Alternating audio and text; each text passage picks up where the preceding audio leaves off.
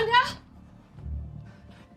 Wanda! What are you doing? Wanda. How did you get in here? Listen to me. This whole thing is about Vision. Get out of my house. Hayward was trying to bring him Don't talk to me about that. I don't want to hear about it. The drones, the missiles, Pietro. Oh, Pietro, no, that wasn't us. All you do is lie.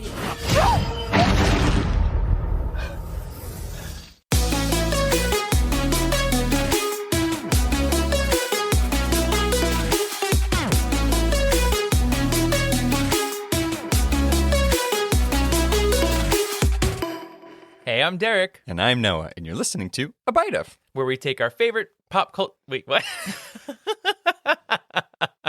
I got distracted. The blanket's caught on your hood. Oh. We're in our blanket fort recording. Oh no! Okay. Where we take our favorite current pop culture obsession and enjoy it one nibble at a time. Lord. It's also very early on Saturday morning, and I haven't had anything to eat. I've only had my cold brew, so I think there's like a thing here where my mind might be working quicker than my mouth. If you say so. Let's go! So today we are going to be covering WandaVision Episode 7, Breaking the Fourth Wall. And of course, before we get into it, I am wearing my brand new I'm Obsessed hoodie from our merch shop. And it looks so good. It's so comfy. I love it. I actually like that it fits really well. I was worried, whenever you do these merch type things, I'm like, is it gonna fit well? It fits well, and it's great. I'm wearing the white one because I don't have a white hoodie, and it was an excuse to get one. So go to abiteofpod.com, and you can find all the links there. Got a Discord, got a YouTube channel, Patreon, so many things to consume. Please come hang with us. So before we get into this episode of WandaVision, we're going to take a step back, do a little tiny recap just to refresh our memory and refresh your memory on what happened previously on WandaVision. Speaking of, as I just said that, I realized in this one, every single time Wanda says previously on WandaVision, it's gotten less enthusiastic of her saying it every single time. Yeah, she's tired. I mean, God, taking care of kids now, and your husband's like not listening to you. He's like revolting against your dream that you've set up. Yeah, I know. How rude. I get it. So the last episode of WandaVision was the spooktacular episode. Halloween. Loved it. I needed it before Valentine's Day. It's one of my favorite holidays. Couldn't get enough of it. And I also just feel like in general, the mark of any good sitcom is their Halloween episode. True. They're seasonal ones. Yeah. The holidays, they have to be good. And I love that WandaVision was able to give us at least one holiday. Yeah. I mean, the biggest point in that one is Vision is now more trying to figure out what's going on in Westview. He has an interesting conversation with Agnes, and he goes outside the hex, and we realize that he can't survive outside of the hex. Right. And Wanda being Wanda expands it to save him, but also absorbing pretty much all of the sword people. Yeah, and we also get some fun visual things happening. We get to see them in sort of their like Marvel era comic character costumes. Mm-hmm. Did you try to have some, like alliteration there? I didn't. It just came out that way, and I'm celebrating it. So, spoiler warning, of course, we're going to now get into the newest episode. So if you haven't watched yet, a lot has happened in this one. So please go watch it first before you listen to this episode. Yeah, we try not to spoil things on social media because I know plenty of people do. We don't want to take part in that. So if you have not watched episode 7, Breaking the Fourth Wall, please go do that now. All right. So let us officially take a bite of WandaVision episode 7, Breaking the Fourth Wall. And of course, I like to start these episodes out by looking at the sitcom influences.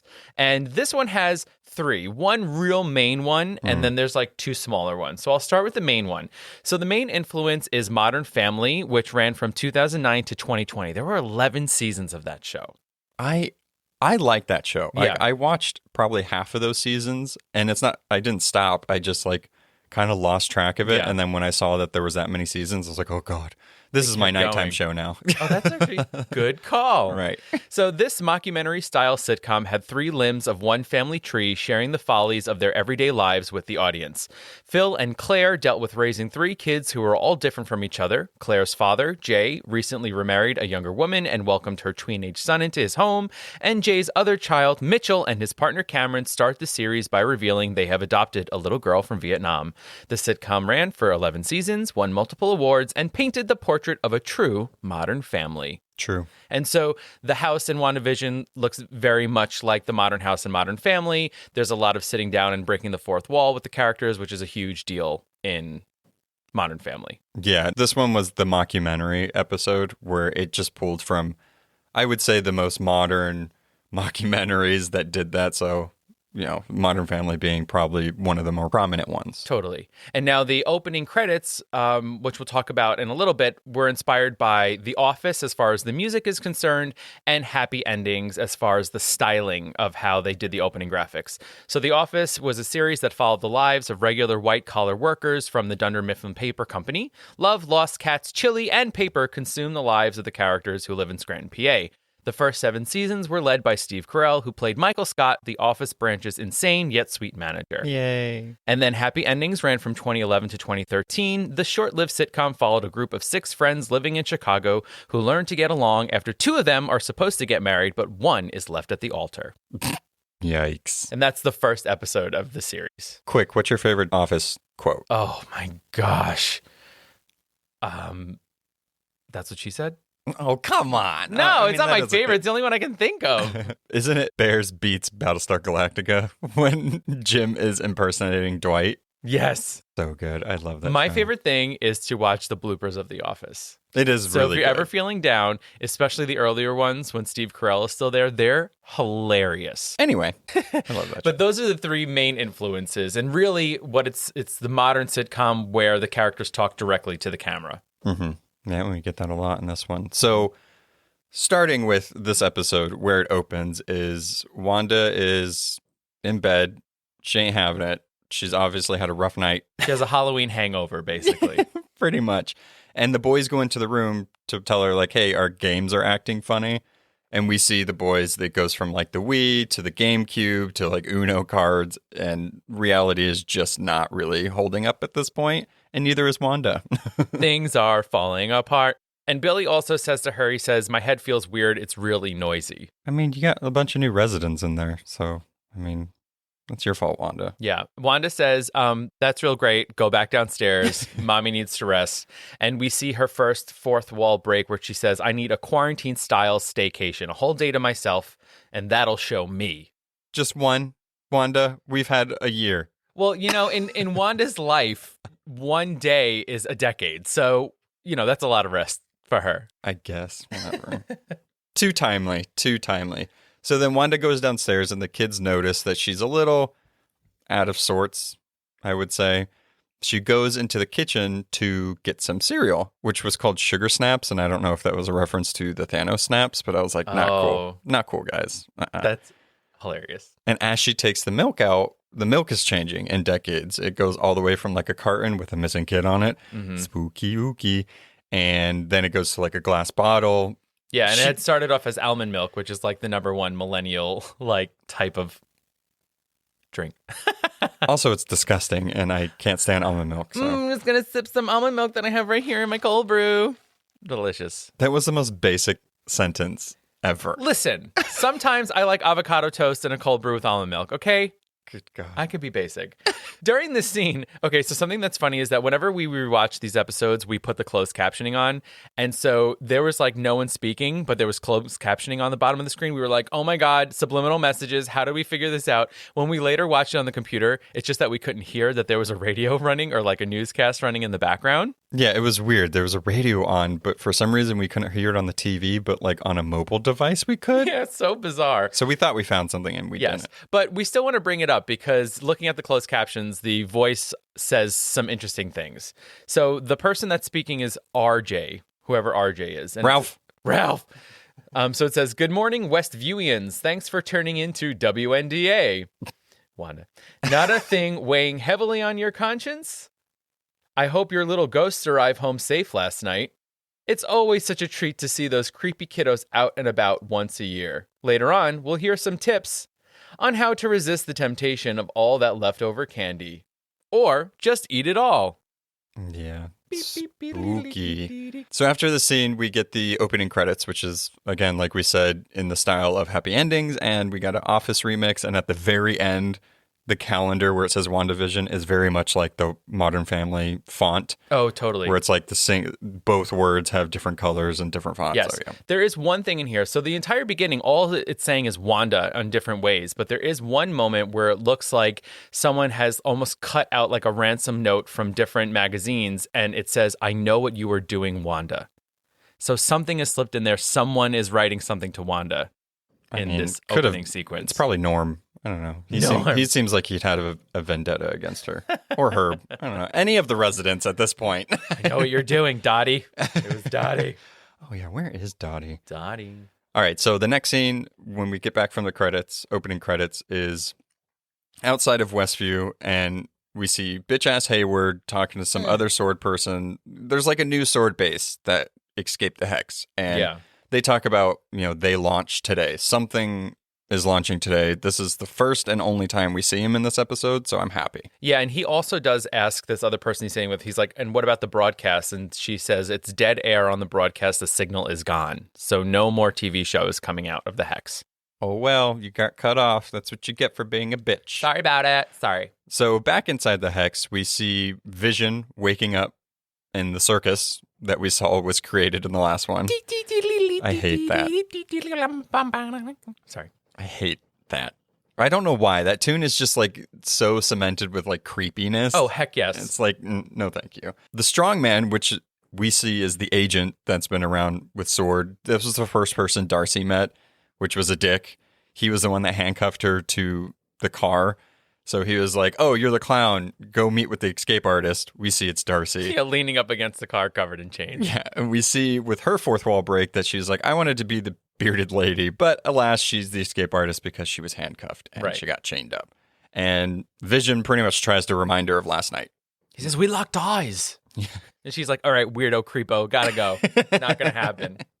Next scene, we're back at the Wanda residence. Billy questions Wanda about Uncle P, and she says, don't believe a word that man says. He's not your uncle. So she's pretty much done with Pedro at this point. Yeah, and she's also like spiraling in this moment because they're asking her a lot of questions, and she's like, I have no answers. I'm starting to believe that everything is meaningless. Yeah, but you could come to your own conclusions, kid. Exactly. They're like, oh, we're 10 years old. That's too heavy. No, Mom. And of course, when things get heavy or weird and Wanda kind of needs an out because of the kids and she wants her time to herself, Agnes comes to the door. Yeah, and like Wanda knows it. She like whips open the door. She's like, hey, Agnes, before Agnes even steps in. Yeah. I mean, she just even magics the door open. She's like, yeah, whatever. Yeah. You're here. So Agnes is like, let me take the kids for the day. That way you can rest. And then we see some fourth wall breaks by Agnes. And she says, she was one split end away from cutting her own bangs. And then as she's taking the kids away, she says, I promise I won't bite. And then we get the cutaway scene where she looks at the camera and says, actually, I did bite a kid once. Yeah, and that whole bangs thing is the most like Catherine Hahn like thing I've seen so far in this show. It's like just such a like comedic and like the delivery is Catherine Hahn, and I loved it. It was like, that's the type of thing that we need from her in this episode. Which then makes the I actually did bite a kid once comment so spooky because as the audience, we're waiting for the punchline, right? All of those Agnes lines so far have been like, here's the funny lead up and then here's the payoff. Whereas this is like, here's the lead up, but no, I just bit a kid once. Yeah, I mean, she did. Hopefully not too many. Yeah, in this episode too, we get a lot of like Jim Halpert looks at the camera type things in this episode, or The Office. I think that's like really the show that did that a lot. Yeah, where they would like look at the camera and you see Agnes like look at the camera like, well, no, whatever. Can you believe this? So back outside of Westview again. So if we're moving a little fast, there's a lot of scenes in this where it goes back and forth between outside and inside, as we've said before in the previous episodes. And we're just trying to pick the most important parts out of them because the biggest bulk of this episode is really the later half. Yeah. So we're just trying to make sure we go through the motions and point out all the stuff we can. So at this point, we're outside of Westview with Jimmy and Monica, and he reads the email that Darcy was able to send prior to going inside of the Hex. And it's about Cataract, that plan. And we find out, like we theorized this whole time, Hayward wants Vision back for his body or to do something. So that's pretty much what that plan is. Like, they have a plan for his body, and the only reason why they're here is to get Vision back. Okay, spooky plan.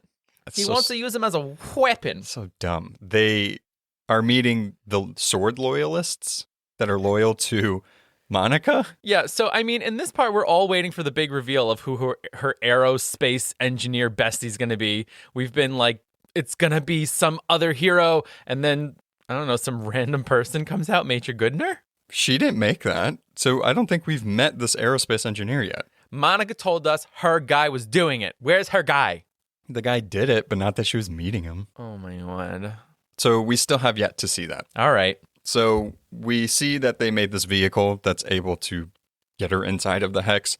It's a little top heavy.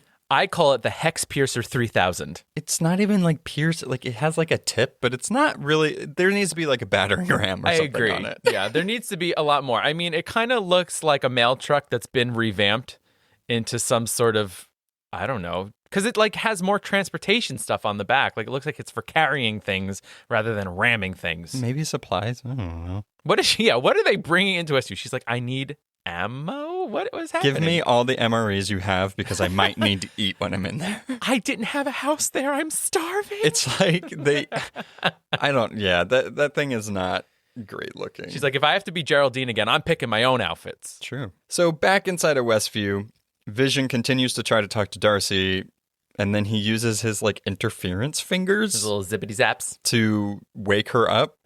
And this is when they're like, okay, we need to go. Let's go back to Wanda. We need to just get out of the circus area. I also just want to say that like I got a glimpse of Vision's cape when he's not being super cool and magical. Looks like bacon. Ew. Yeah, it's just like really random, like weird red and yellow stripe. Well, it's not as vibrant as it should be, which is I only interesting. want shimmering iridescence. It's usually yellow, like a really pretty yellow, and it was not great. No, this is looking like a flabby piece of bacon hanging out the back. So as they go to get the truck to escape, that strong man is trying to stop them. He's the same guy that was addicted to Darcy, and she finally got to punch him in the face. I'm happy. Good job, Darcy. She has great character development in this show. Darcy has just wanted to be part of the action the entire time, especially the last time when Monica and Jimmy didn't tell her about the plan. She didn't get to punch anyone. This time she got to make her own plan. Yes. So when they get into the car, I do like that the first thing that Vision asks is, are my children safe? Yeah. And I was like, oh, Papa Vision. And she says, I don't know. Yeah, she has no answers for him. Like she has answered, but not the answers She's he like, wants. you remember I was chained to the car? No, okay, we'll get into it. Also, she's just been viewing what Wanda wants her to see anyway, so That's true. there's that. So next scene, back at Wanda's house, and things are starting to change drastically. Yeah, so we're seeing furniture change, wallpaper change, fireplaces change, televisions change. Everything's reverting back almost to the first 50 set. No, but then it WandaVision. goes back. So it's like, Yeah. it keeps like It's glitching. like glitching. Yeah, and the stork comes back too, which Oh I my God, yes. did not appreciate. Long live the stork. Long live the stork. No, that thing is creepy. I love that guy. No. Such comedy in that episode. There's a scene with Wanda talking to the camera, and she talks about how I can't fix this. Yeah. Like it's just, I don't know what's happening. I can't fix this. But then someone replies, do you think this is what you deserve? And she's like, you're not supposed to talk. Yeah. Who are you? So it's interesting. It's like she knows she's supposed to be talking to the camera. Do you even see a camera? Because for you to think that there's nobody there, like it's interesting. It's really weird. So Yeah. Well, it's always funny if you look back at those sitcoms. I feel like for like the first bit of them, you as the audience are just accepting that they're talking to someone, but you don't know why. Right? Like later on Right. it's revealed like, oh, it's for some sort of documentary or something like that. But it's that same thing where like, oh yeah, and she's doing it, but then someone responds and that's like jarring to her. I'm not a fan of like, this was one of the things that I had a problem with The Office is later on the camera crew kind of gets involved in the story. Oh yeah. And you actually see somebody from behind it. I'm like, no. Yeah. No. Like I know that it's being filmed. Half the time I kind of forget, except for when they're talking to it. Right. You just get so used to it and it's like, I'm not watching it for the camera crew. Like if you weren't involved in the beginning, you can't be involved in season 8.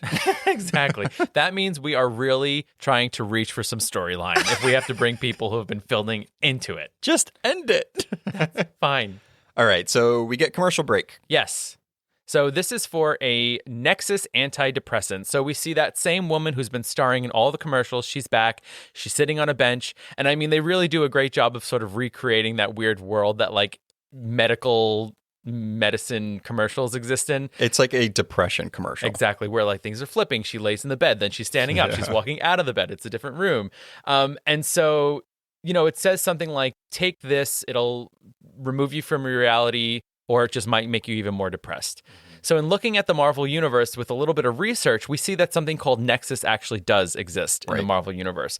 And it's called the Nexus of all realities. So the Nexus is a cross-dimensional gateway which provides a pathway to any and all possible realities. This includes realities between realities. So nobody knows where it came from, but it's just this place where you can slip through realities. It's kind of like, I always saw it as like ley lines. Magic. Yeah. And it's just like, this is just one big intersection for it. It's kind of like the Rainbow Bridge with Thor. It's like, I don't know why comic books do this. I'm a huge comic book fan, and you just have to suspend disbelief with some of this, but it's like, it's the portal or, the gateway to all realities, even realities between realities. It's like, so does that just mean all realities? Like, what is it between realities? So realities between realities is when the sound guy comes into the storyline of The Office. No! It's breaking the reality that we've been living in with the other reality. So as we've been theorizing and as we can see with these commercials, they're all points in Wanda's life. But now since we've caught up, we're kind of getting behind the curtain view of, is this what's happening? Is this what was offered to her? Oh, maybe she's not the one that really did all of this, but somebody presented the Nexus or something to her. Right, or showed her this other reality that exists in Westview. Right, exactly. And she took the quote-unquote pill. Right, so it's interesting. I'm excited for the next two because who the fuck knows what that's going to tell. Yeah, but I mean, I think that this is a big tell. If you're willing to look into it and see what's been existing, you're like, okay, I see that maybe now this thing, and it says in the commercial, this thing that you think would stop you from being depressed could actually depress you even more. And that's what Wanda's going through. She's gone to this new reality, something that she thought would solve all of her problems, but as things are crumbling around her, she's becoming more depressed and is losing her grip on what's going on. Well, I mean, I think it's just one of those things where any time traveling, any reality jumping story, you get all these alternate versions of you, whatever, all the things. It's like, who's to say that's any better? It's like, you go to a different reality to hopefully get the love of your life back. And it's like, usually the same fate is for that person. So it's like, it just makes you more depressed because then you have to experience that thing over and over again. Sure. It's just, I mean, that's just from my experience with these types of stories. It's like, just deal with your grief. It's like the psychology of comic books, sort of like this is what you're dealing with, but it won't happen, so you'll just have to deal with it all over again. Time travel never works. Barry Allen tried to save his mother, didn't work. Right, so basically just face your reality. Exactly. That's the way to deal with it. Okay, so that's that commercial. We got to see the lovely actress that's been doing these commercials, and the actor, he's the one that gave her the pills. The doctor, yeah. Let us now get to our own commercial.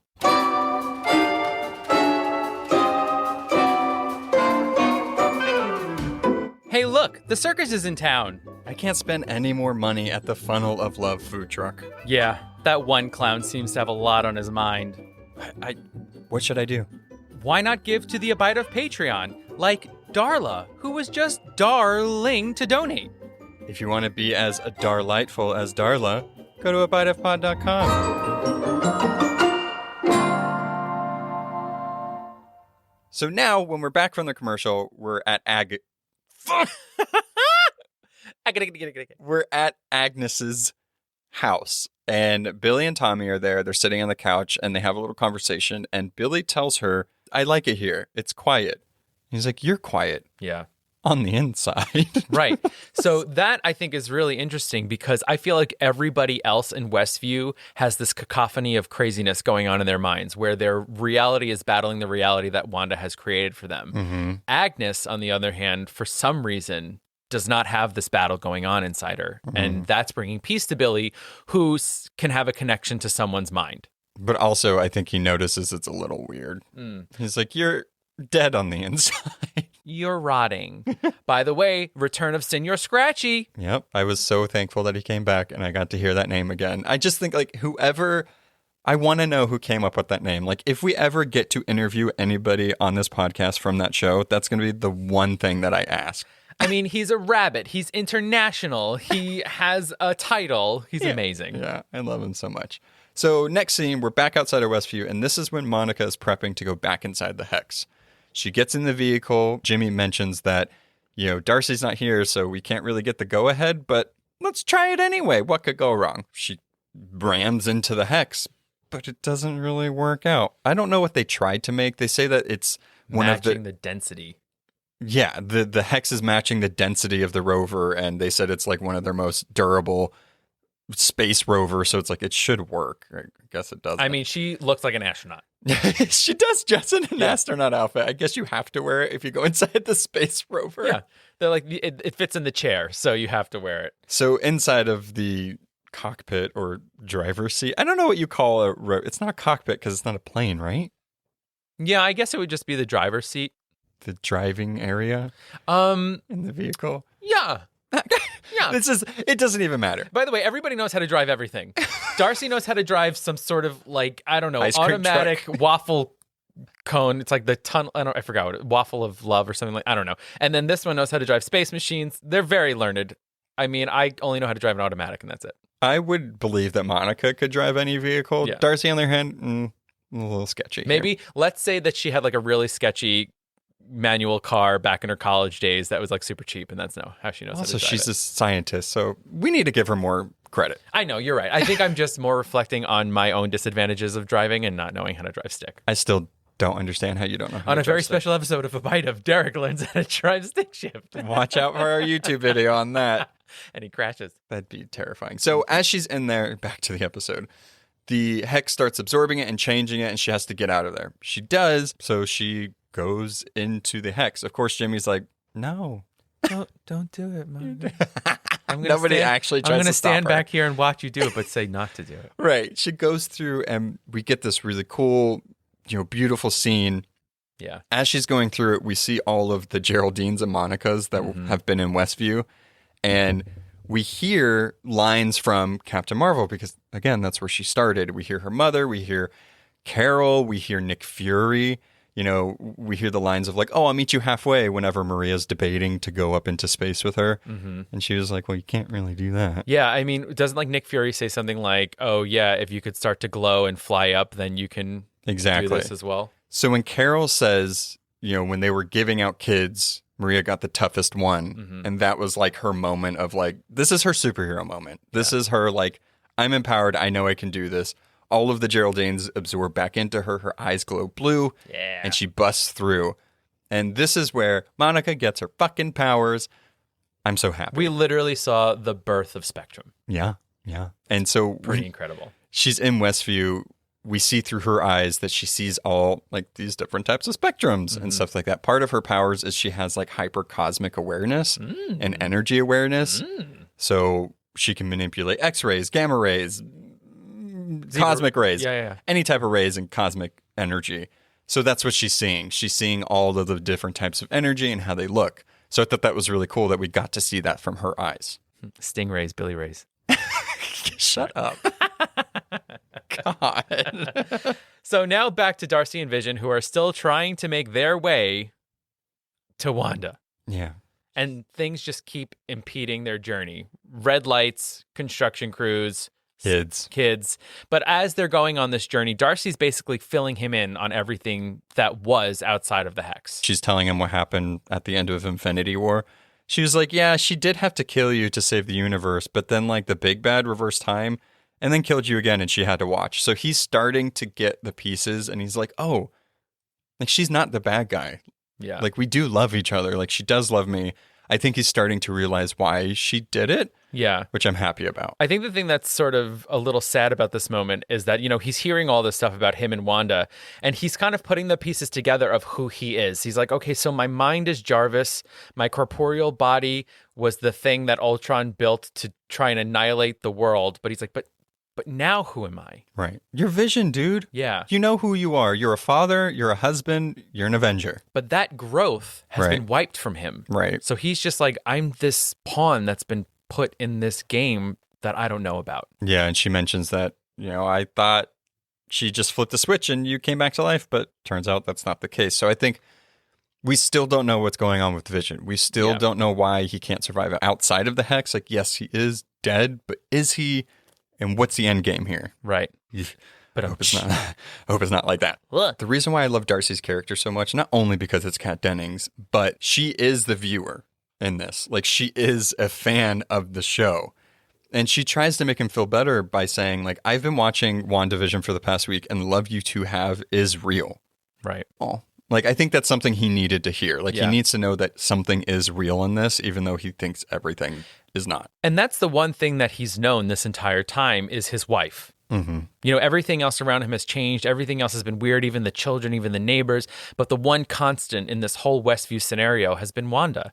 And so I think to hear that that relationship is real, that that love is real, is something that he can focus on in saying that, okay, we really did have that relationship and it does mean something. Right. Yeah, he needs to hear it. Yeah. Because what else would be driving him to save her if he doesn't think that it's real? But that's the thing that I've liked about seeing this, because all of that past stuff has been wiped from him. But again, he's still a good person. He's still an Avenger. Like, he knows that something's up with his wife, but he still loves her. He still loves his kids that he knows aren't like his, or they just came out of something, you know? So it's like, he's still a good guy, and like, he needs to be protected at all costs. Him and the kids need to be protected at all costs. Yeah, Everybody else can handle themselves. That threat of the kids is something that I hope gets tied up nicely and not messily. Yeah, I think we all just want a happy ending with this. Yeah. Might be asking too much. Now we're met up with Monica, and she makes her way into Wanda's house. She busts through the door, and she's pretty much confronting Wanda now. Like, you need to stop this, Wanda. Like, I've been trying to help you. And all Wanda is like, how did you get in here? Yeah. So she didn't notice that Monica came through, which is interesting. Wanda's first response is to just get her out of the house, and she wants her gone because she's a threat to her reality, to her happiness. Right. Wanda is magicking her up in the air, and she tries to throw her down, which I'm like, geez, were you trying to like kill her or something? Yeah. But Monica has powers now. Yeah. So she does her little superhero landing. Her powers are blue. Wanda's powers are red. It looks great. And we see her eyes glowing blue. I love it. And they're having conversation during this entire thing. You know, Wanda, she's like, all you've done is lie to me, Pietro. And she's like, Pietro wasn't us. That wasn't us. You know, but Wanda's too in her mind right now. She's too angry. She's not really processing everything that Monica's saying. She's paranoid. Yeah. But when they finally, you know, she lands, they have this moment where they connect.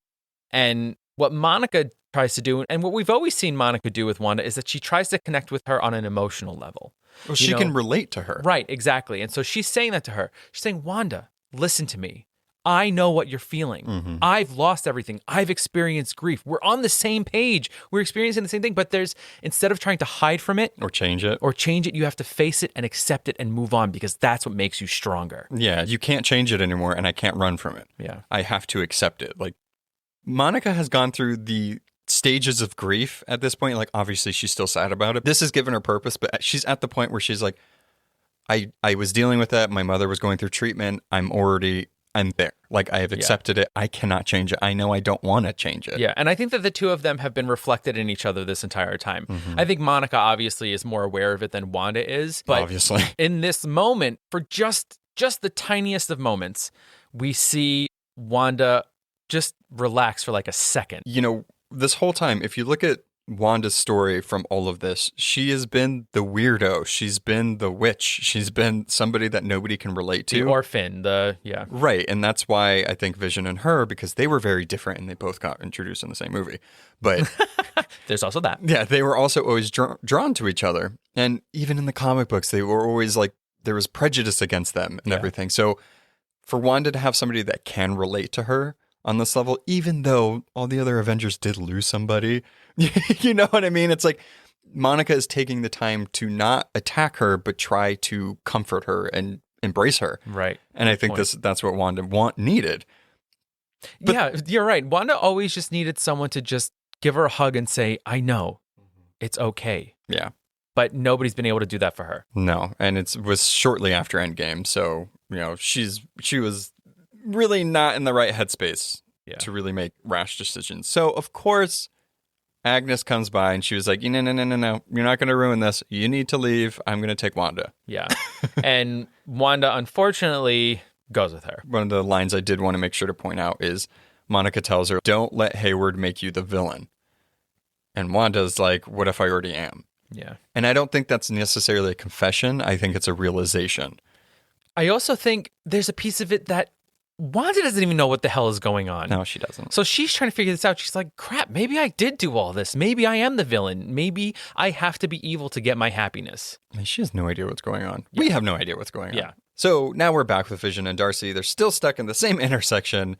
And Vision, during his like mockumentary, which when did they film that? Because it's like is it on the street? Like, did Waiting he just for like the construction? Yeah. Yeah, did he go outside of the van and just like start talking to the camera? But he realizes, he's like, why am I doing this? Like, I just need to go to Wanda. Well, that very much feels to me like they're all just like, they can't help but go through the motions that they're supposed to in Westview, right? So it's like, they're just like, yeah, I'm doing this thing where I'm talking to a camera or whatever. But then he has this moment of, wait a minute, why am I doing this? Yeah.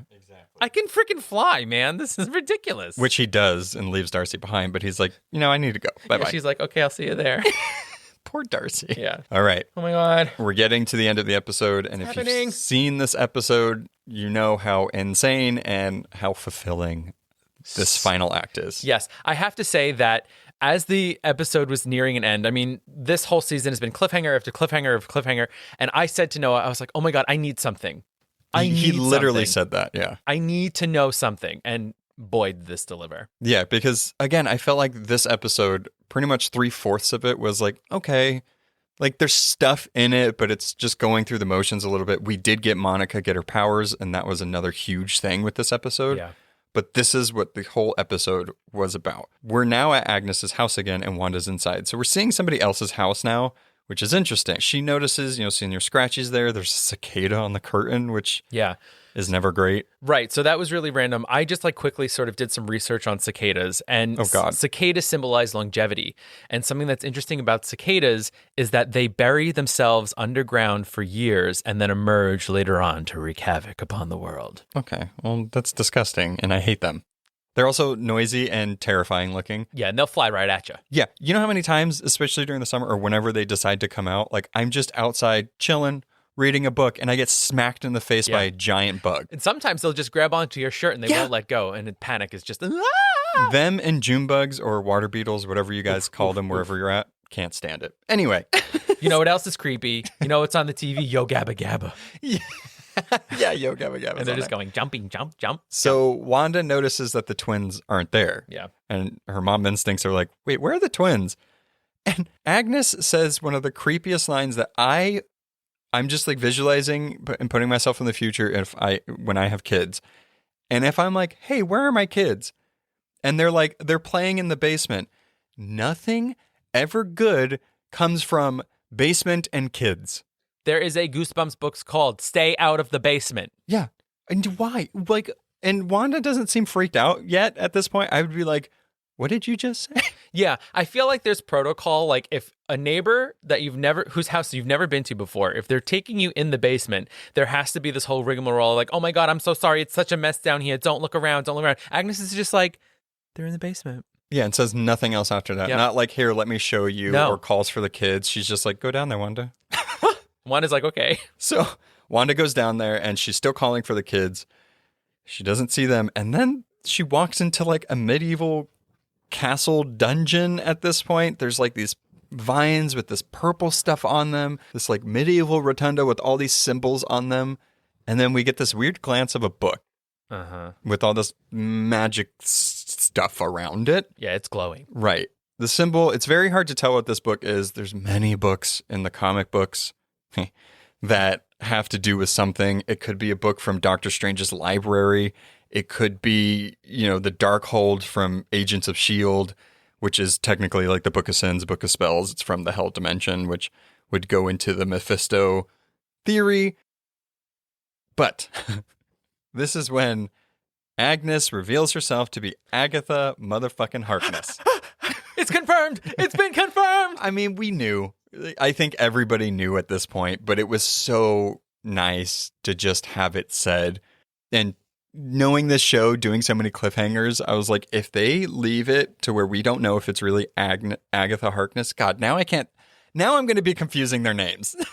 But she reveals herself to be Agatha Harkness, and she was like, do you think you're the only one with magic here? And then she proves it by closing the door creepily. Yeah, with that. she does. So now we have Wanda with red magic. We have Monica with blue magic. And then we see that Agatha has purple magic. I know. So something else weird happens, though, is that, first of all, she's wearing her brooch again. Her hair is down. She's looking a little more witchy. She has Señor Scratchy. She has Señor Scratchy. Oh, the bunny was evil. No! And we then see Wanda, her eyes turn purple. Right. So it's very much like, what is happening at this point? And then we get a little groovy music come in, and it's for a show called It's Been Agatha All Along. Yeah, we get Agatha's intro song, theme song at this point, and the coolest one, it's just so good. That song has been stuck in my head ever since I watched it, but we see now that it's been Agatha all along. We see her manipulating things. We see that she's the one that brought Pietro, or she's involved with Pietro being there. Now it's like, okay, but why? Right. It's so interesting. Like, okay, we knew that you were Agatha. We know now that you're not going to be the nice mentor that you are in your comic book counterpart for Scarlet Witch, at least at this point. So what is going on now? Yeah, right. And I kind of just love all these, like, you know, it's like taking a step back from these like major moments of Pietro arriving, the magic show, and you see her just like smirking at the camera, you know, twirling her fingers, making things happen, pulling all of the strings. And what I love about this is that we're in black and white again for the first part of it. And the music is directly taken from another sitcom from the 60s, The Munsters. Yep. So The Munsters is a creepy family just trying to make it in the modern world. If you don't know what that theme song sounds like, listen to it and then listen to It's Been Agatha All Along. Yeah. It's so good. I love that they did that. They just like, you know what? This is a catchy song. But I did like that we also see that Agatha was the one that was taping, doing the mockumentary this whole time. And that's, I guess, the one that was talking to Wanda on the other side. Right. But she was magicking it to where she couldn't see it. So now, but we're also seeing that Agatha can control things. She can manipulate reality. She can at least manipulate what you see and what you think. So it's like, oh, great. What has been real this whole time? Because if she's making Wanda see what she wants to see, is that really what Wanda is seeing? Right, totally. And I think that, like, there's questions now. Like, we think about the twins. So where are they? Where are they? So that's the thing is that, okay, so I believe personally that the twins exist. I think Wanda created the twins. I think that's something that nobody could have expected. When Wanda sits on the couch in the living room without the twins, we see half-eaten peanut butter and jelly sandwiches. So I kind of think maybe she, like, Agatha poisoned them? Or at least drugged them. Right. With these sandwiches, and they are in the basement. I mean, I'm hoping. I know a lot of people are like, Agatha's Pennywise and she ate the kids, and it's like, I have faith that even if that did happen, that Wanda will bring them back. I feel like if the kids are gone and then she can't have vision, we're in for a very rocky road, especially after WandaVision. So I'm concerned because it's like we know there's probably not going to be a happy ending, but it could get worse or it could stay the same. And I'm worried for the worse. Yeah, totally. I don't know why. I just keep hearing Avril Lavigne's "All This Time I Was Pretending So Much for My Happy Ending." No, oh my God. Wanda, no. Oh my God. She's an exy girl from the 2000s. No. Yeah, so there's a lot that's happening in the show. Every episode, it's like we get some answers where it's like, oh, okay, yeah, we kind of knew that. And then it's like, oh, okay, so now I have 10 more to add to my 50 list of questions that I have. I have to say, though, that like this... I don't know. This reveal has like energized me. Mm-hmm. It was like one of the major questions that we needed answered, and it was answered. And it doesn't explain anything else, right? Other than that Agatha Harkness exists. Yeah, and I feel like it's not the villain reveal. It can't be. I feel like there's somebody bigger at play here because again, why is Agatha doing this? Like, is she the one that was controlling the Nexus? Like that room that we saw was the Nexus that we saw in the commercial, right underground. Yeah. And Westview and Wanda's thing just happened to happen with her there, or what's happening? Yeah. And what is the end game again for Agatha though to do all this? Right. What's the point of manipulating Wanda in this way? Is she trying to push her towards doing something, right? Creating another reality or something like that. Or does she eat kids and she just needed her to make magic kids? She's hungry. Ralph is Pennywise. Oh, God. Delightful. We also do get the reveal, the final punctuation on the end of "It's been Agatha all along," and I killed Sparky too. I loved it. And then she cackles. She has that witch cackle. Oh my gosh! It's such a Agatha Catherine Hahn thing. Yes, we needed that because it's we knew that happened, but it's just a funny the character's doing a fuck you, yes, I am evil. Yes, the Agatha reveal is the knife. The Sparky is the twisting of it. Exactly. So, so many things. I really can't wait for next week. We have 2 episodes left. I'm super sad, but I'm excited to see where this goes. And who knows what we'll cover after this is done, because this was a lot. But speaking about after... Yeah, we get a mid-credit post scene. That wasn't the correct way to say Holy that. Holy smokes. So we see Monica get to Agatha's house. Mm-hmm. She opens the basement. We see those creepy purple vine things. And then Petro shows up next to her and is like, Snoopers are going to snoop, which I don't. Okay. I can't stand his way of who he is. Where has he been this entire episode? I don't know. Okay, so we see that he's being controlled in some way by Agatha. Okay, so here's some things that I've been thinking about. I've been thoughting about. What are words? So obviously Pietro has been recast, right? Because the real Pietro is dead. At least Wanda's real Pietro is dead. Mm-hmm.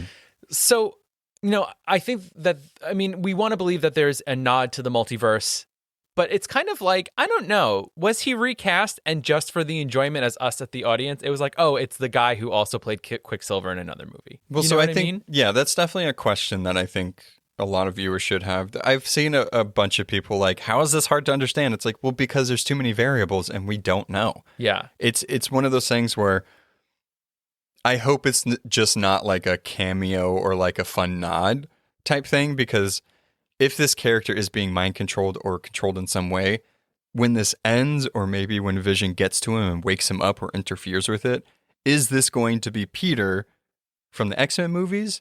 Or, because the multiverse is now a thing, is this just another Quicksilver that looks just like the Quicksilver we knew from the Fox? Right. X-Men Or movies. is it just some guy? You know what I mean? Well, but I think that's the thing that gets tricky with alternate and multiple universes. It's everybody has a copy of themselves, but they're not exactly the same, but there's still always a through line. So it's it could just be some guy that happens to be Pietro but never had power. So it is interesting. I'm curious to see where this is going to go with him, because I just hope that it's not one of those things. Or if he turns out to be Mephisto or something, I think that's really weird. Why did you use that face? Exactly. So that's why I'm questioning all of this. It could be to fuck with Wanda. Yeah. But it's not even her brother. Well, that's what I mean. They could have brought back the other guy that actually played you know what I mean? So it's why?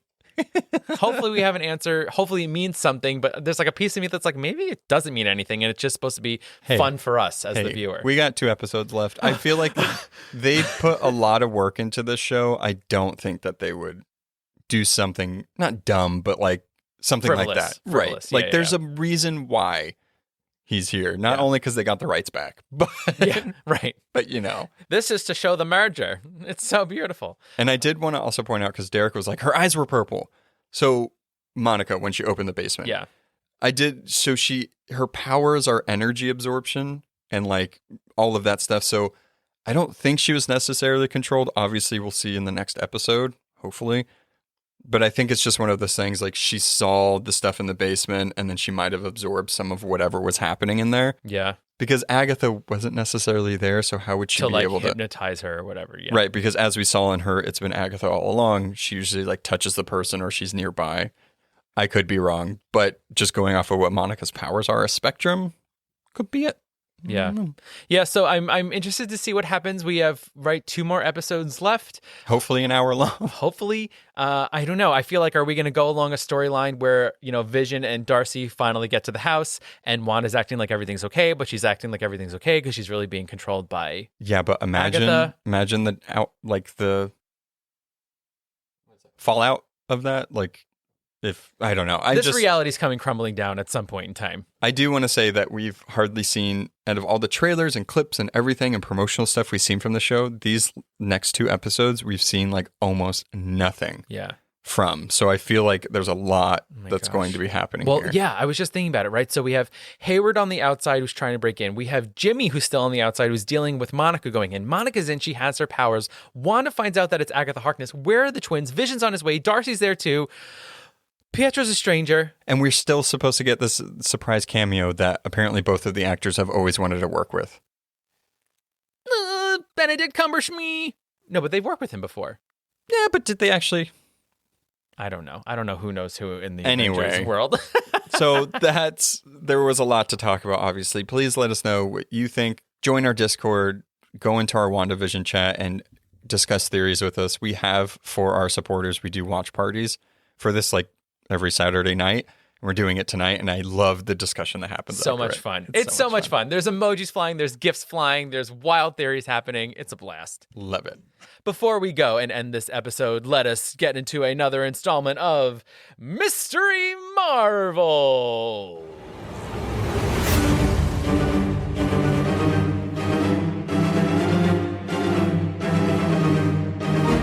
So I have a card from 1992, and in a nod to our circus, I have chosen the rookie Strongman.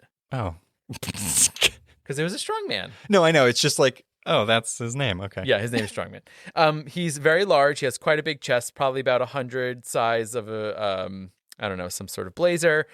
You're not a tailor. You don't know I'm not a tailor. measurements. I don't know stuff, but he's very big. He's got a little white hair and some goggles. So let's talk a little bit about his power ratings. We have, of course, strong guy. His strength would be a 6. And then we have his... Out of 7? Out of 7. His name is Strong Guy, and he's not even topping the charts on that? No. That's sad. There's someone stronger. He's a... oh, God. So his real name is Guido. His group affiliation is X Factor, and his first appearance is New Mutants Annual #1, 1984. Jeez Louise. So here's his little bio. Perhaps the most irreverent superhero in the world today, Strong Guy accepted membership in the government-sponsored mutant strike force X Factor for the weekly paycheck he would draw. Okay. Wow. I mean, relatable. Heroic. Yeah. Oh, I mean, need a job. Yeah. Just need a job. That. He now uses his ability to absorb and release kinetic energy to battle the enemies of the United States, while at the same time serving as the unofficial spokesman for mutant kind, whom he refers to as the genetically challenged. Okay. Wait, okay. So one, only for the United States, not even for the world. Also, that's a weird way to say mute. I don't know. Right? I don't know if I appreciate that. Nope. You ready for his quote? Oh, God, yes. A 90s guy like me says what he feels. Oh, why? That's from X Factor 72 in 1991. What possible situation could have been happening for a writer to write that? He's just a 90s guy who has to say what he feels. Is that a thing for 90s guys? Maybe he's in touch with his emotions? He not only is he strong, but he's emotional. Okay. I don't know. Feathered hair too. Let me see this guy. No, he's got just a little tiny wisp of white hair. Oh, good God. Yeah, he's a maniac. No, I've seen this guy before, and I guess I didn't realize. Kind of, if you've ever seen, I think Wolverine 2, maybe, or The Blob, essentially, and that's what he looks like, but it looks like he never did leg day. Totally. Yeah. This guy is wild. Yeah. Concentrated on that upper body. I hate strength it. a little I hate too it. much. We'll post. I know we've said we will post these, but I will start posting them. I'm sorry, guys. I've been slacking on that. There's so much to do. Yeah. It's cuckoo craziness. Oh, man. All right. So next week, episode 8, coming to an end. Cannot wait. Let's do it. All right. Bye. Bye. Thanks for listening to A Bite Of. Artwork and editing by our own Noah. Be sure to subscribe and follow us on Instagram at A Bite Of Pod and on Facebook at A Bite Of. If you have questions, recommendations, or just want to say hi, you can email us at abiteofpod@gmail.com. You can find us on all podcast platforms. Please be sure to rate and review to spread the word. Hope you join us next time on A Bite Of. Bye.